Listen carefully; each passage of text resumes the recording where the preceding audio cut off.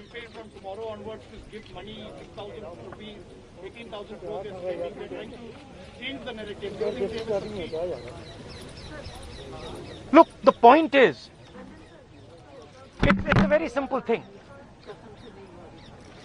There are millions of people who live off our agricultural system. Large percentage of our people live off our agricultural system. These are laborers, they are farmers, they are small traders, these are these people. And they are the backbone of the country. Now, we understand that agriculture has to be reformed. What we are saying is that if you destroy this system, these millions of people will have nothing to do. They will not be able to feed themselves. And you will create massive destruction, massive pain in the country. Why is the Prime Minister doing this? It is a very simple calculation. The Prime Minister is doing this because he wants to help 2 or 3 business people. He does not care what happens to these people. He will construct whatever narrative he has to construct to make sure that the wealth transfer that is taking place to 3 or 4 people continues. He will call people terrorists. He will call people anti-nationals. He will call people criminals. He will do whatever he has to do to transfer the wealth from these people, the backbone of this country, to those people. 3 or 4 of them, 5 of them. That's the crux. And we are fighting this. We are saying that in India, where you have destroyed the agricultural system, will not function. Just like I said, take Corona seriously. Corona is going to kill people in massive numbers if you do not act. At that time they said, scaremongering. Now they're not saying scaremongering. When I suggested to the Prime Minister that do not do this in a centralized way, give power to the chief ministers, he didn't do it. He caused thousands and thousands of people to die because he didn't do it. And then afterwards, after I said it in the press conference, he did it. So the point is, you have an incompetent man who is controlled by certain other people. This is what India has to understand. This is what all youngsters have to understand. You have an incompetent man who doesn't understand anything, running a system on the behalf of 3 or 4 other people who understand everything. And their aim is to take huge amounts of money from the poor people of India and put it in their pockets. And that is what we are fighting. And frankly, it doesn't matter what you think right now, because all of you will face this. There's not going to be a single person in this country who's not going to face this. If you're a farmer, you will face it. You're a small businessman, you will face it. You're a journalist, you will face it. This is an assault on the idea of India. That is why we're standing here. That is why I've gone to the president. That is why we've signed these forms. So you posted a tweet about Wayanad yesterday about a family which was struggling while doing their farming. But there are several more instances like this. But the BJP is saying that this is just Punjab and farmers who are protesting here at the Delhi gate. No other farmer in the country has a problem with the reform. That's just not true. That is just not true. We are not allowed to go out. We are not allowed to go out of the ICC office. The police stops us from going out. Why don't you let us go out? Why don't you let me go and tour in the states? See what happens. Every single farmer of this country, every single labor of this country stand up. But आप police लगवाते हो, हाथरस जाते हो, arrest करते हो, तो AIC से हमारे MPs को बाहर नहीं निकलने देते हो, और फिर कहते हो कि भैया मतलब सब कुछ ठीक है. और Prime Minister needs to realize that there is a limit to this.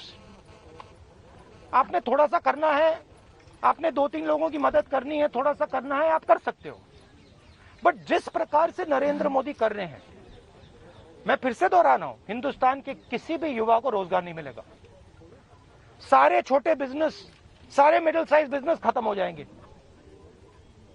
और दूसरी बात याद रखिए, जिस चीज को आप सब भूल गए हैं, चाइना बॉर्डर पे बैठा है. चाइना ने हिंदुस्तान की हजारों किलोमीटर जमीन छीन ली है. प्रधानमंत्री उनके बारे में क्यों नहीं कहते? उसके बारे में चुप क्यों हैं? तो मेरा कहना है कि पूरा का पूरा कॉम्बिनेशन बन रहा है।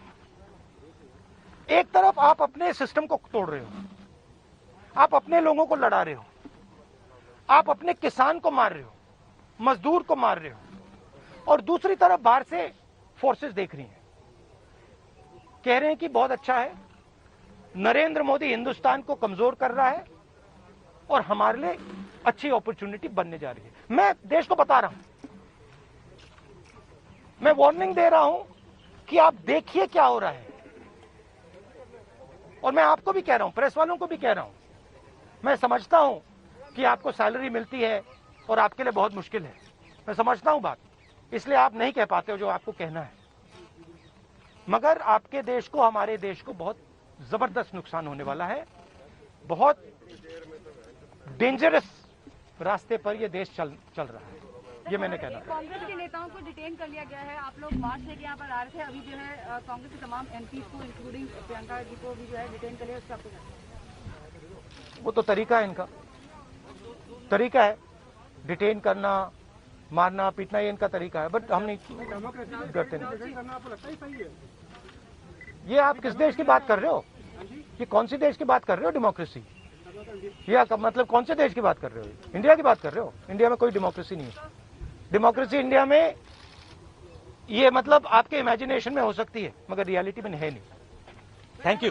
गुलाम नबी कुछ नहीं, आप कुछ सरकार का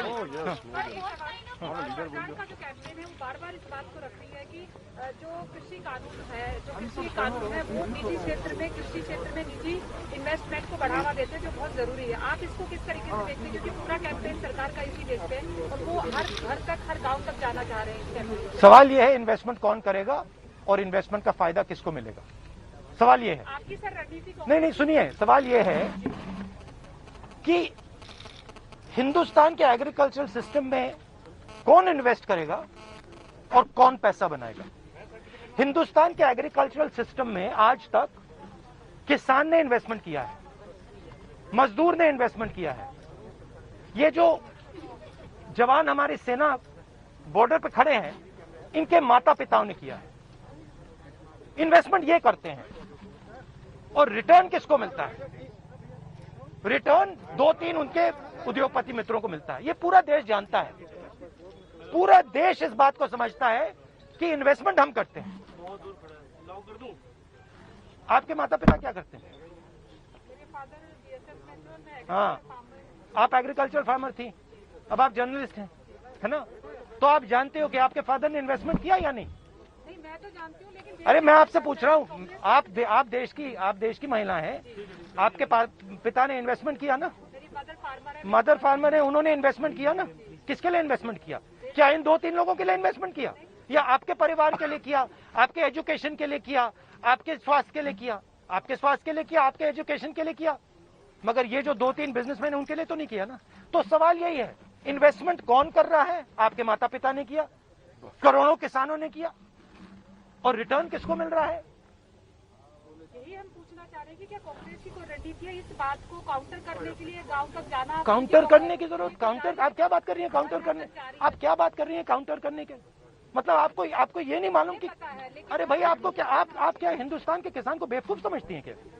तो फिर अगर आपको समझे तो उसको कैसे समझ नहीं है? अगर ये यहाँ पे लाखों लोग जो बैठे, हजारों लोग जो बैठे हैं दिल्ली के बाहर, क्या ये सुनिए, ये जो लाखों लोग आए, क्या ये मिठाई खाने आए क्या?